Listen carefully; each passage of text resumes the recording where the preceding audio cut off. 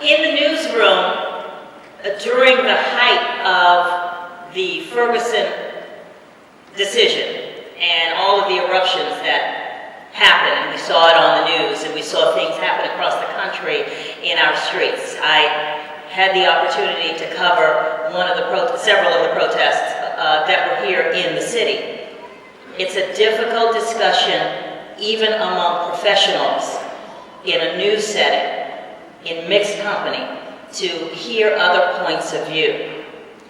It's a tough conversation to have, and why can't we get to that point where we can have it, learn from the other side, and really move forward here?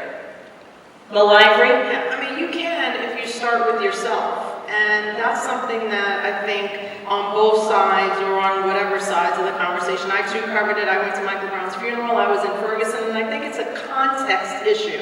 And it's about really understanding what you're talking about and who your audience is. So I think that a lot of times white people and black people don't have conversations because we can't get past the automatic anger that we believe is present without really knowing about somebody's background. And the truth is that not many, and I say this may sound like a generalization, but I believe this to be true.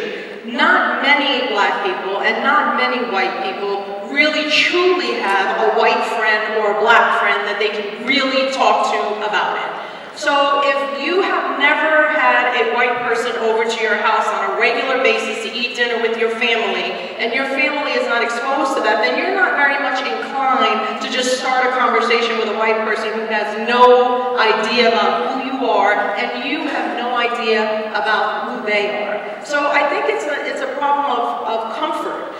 It's a problem of opening up and believing that you could just stop and listen to what this person has to say. I found out today that Jim was raised in Bangladesh, and we immediately had a conversation about race, but if he even said, if he walked into the room, everybody would think he was the person giving the loans out at the bank, and that he's going to automatically deny you.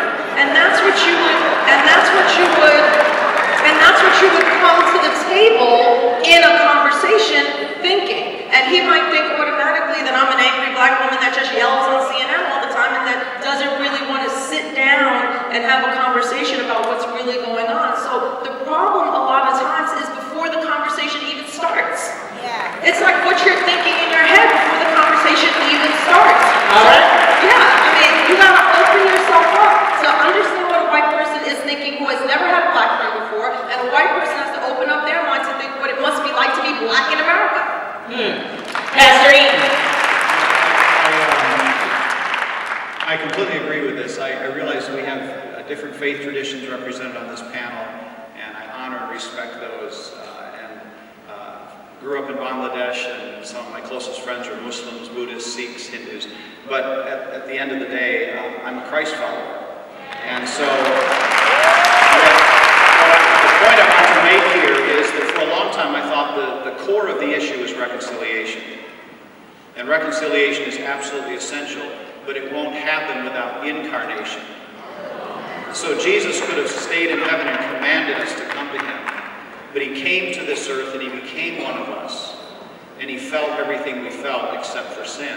And until we say, I'm going to walk in someone else's shoes, I'm going to listen to their stories, I'm going to hear their pain, and instead of posturing myself for the next rebuttal or the next comment I wish to make out of my cultural experience, I ask a follow-up question.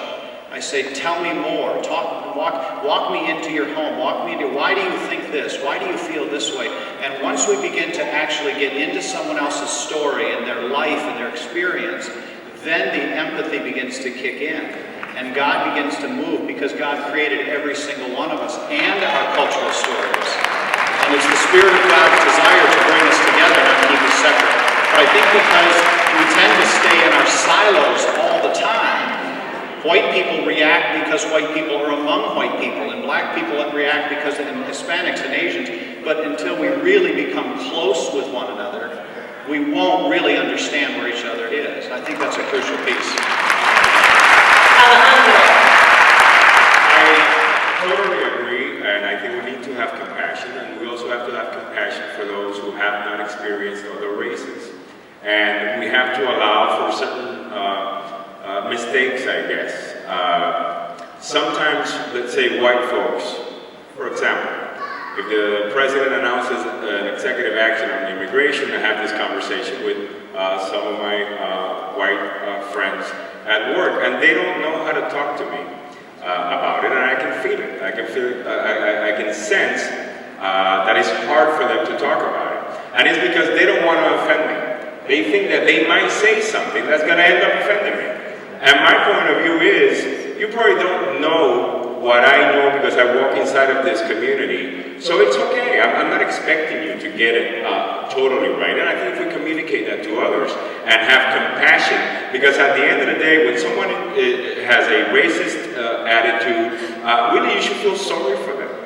Okay? This is something that's hurting them just as much as they think they're hurting someone else. I mean, no one is going to tell me I can't make my dreams come true just because you might think that all Latinos are a certain way, or I shouldn't be here, or I must be an undocumented. That's not going to stop me from achieving my dream. It may stop you. It may stop you. So actually the compassion should be shown to those. Poor person. It's a racist. Feel sorry for you. That's the point.